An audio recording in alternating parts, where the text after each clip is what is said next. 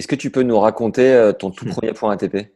Mon premier point ATP, oui, mon premier point ATP, c'est à Nevers, donc mon 8 millième futur et 8 millième qualif de futur depuis le début à Nevers. Donc ça doit être cette année-là, cette année d'INSEP où je ne suis donc plus junior. Donc là, pour le coup, forcément, il n'y a plus que des futurs à jouer. Et je pars tout seul parce qu'en fait, c'est un peu le truc qui était étonnant à l'INSEP, c'est que j'ai fait beaucoup de semaines tout seul. À un âge où normalement à l'INSEP, t'as pas de jeunes qui partent seuls parce qu'ils sont forcément accompagnés. Quand ils partent, c'est des tournées, ils sont mineurs, etc., etc. Moi, je me débrouillais déjà tout seul. Je pouvais déjà aller au fin fond de la Roumanie tout seul parce que à un moment, c'est presque pas prévu que tu sois encore là.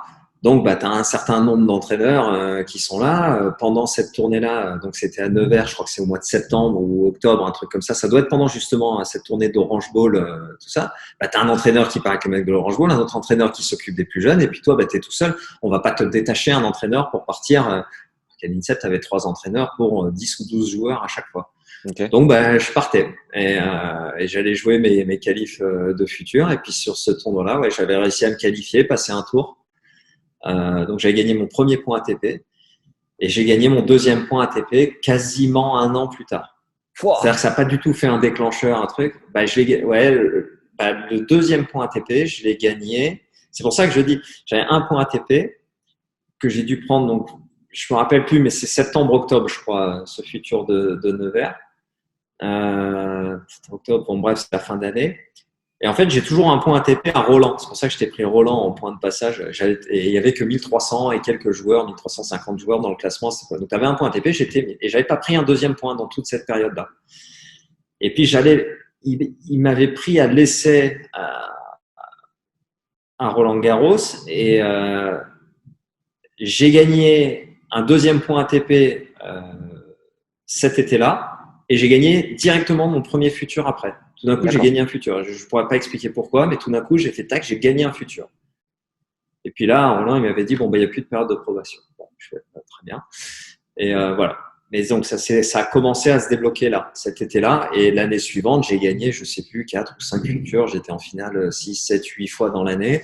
Ouais. J'étais avec, c'était une des petites erreurs de présentation. J'étais avec Aloïs Boss en premier entraîneur, pas avec Thierry Tuban, avec qui ça a très très bien fonctionné pendant 2 ans et où j'ai gagné énormément de place au classement avant qu'il aille entraîner. Je crois que je suis monté jusqu'à la 160e place ou 150e place avec Aloïs avant qu'il aille entraîner à l'INSEP. Et là, j'ai eu Thierry Tulan, Jérôme Potier, Rodolphe Gilbert à l'époque. Okay. Alors, sache que Nevers, c'est chez moi, donc ça me fait super plaisir. Et voilà. Pas de hasard. Alors, non, j'ai même pas regardé, mais Tennis Mag, je crois que c'est le seul magazine. Il souhaitait l'anniversaire de tout le monde et pas le mien. Donc, je suis pas sûr que j'étais dans les registres de Tennis Mag pendant très longtemps. Mais non, en fait, en général, j'ai jamais vraiment regardé. J'étais, encore une fois, juste c'est un point ATP. Je voulais en gagner un depuis, je te dis, depuis 6 ans. Parce qu'en fait, même quand tu as 16 ans, alors c'est paradoxal, tu es à 0, tu sais que tu vas pas te qualifier en futur. Les joueurs français qui le jouent sont tous moins 15, moins 30. Tu vois, si t'en bats un, etc. Moi, c'était des premiers tours. Il y a 3 matchs de qualif, plus un match dans le tableau à gagner. Donc, ça me paraissait impossible. Mais finalement, c'était quand même en tête. Moi, je jouais pas les juniors, donc je jouais pour un point ATP depuis que j'avais 16 ans. Donc, il est arrivé à 18 ans et quelques. Donc voilà, tu as l'impression que ça y est, ça fait 2 ans et demi que je voulais un point ATP. Ouais. Tu dis, si j'attends 2 ans et demi pour le prochain, ça va être long. Entre l'ATP qui se plante de 3 cm sur ta taille et Tennis Mag qui te souhaite pas ton anniversaire, t'es le chat noir des. À l'ATP, j'ai essayé de le faire changer 8 fois, mais ça n'a jamais marché. Ils m'ont dit, tu fais un 83, c'est comme ça. Je fais, bon, si vous voulez, c'est pas bien grave, on va survivre. Et j'ai gagné mon deuxième point ATP quasiment un an plus tard. C'est-à-dire que ça n'a pas du tout fait un déclencheur, un truc. Salut, c'est Max. J'espère que vous avez apprécié cet extrait du podcast Tennis Légende.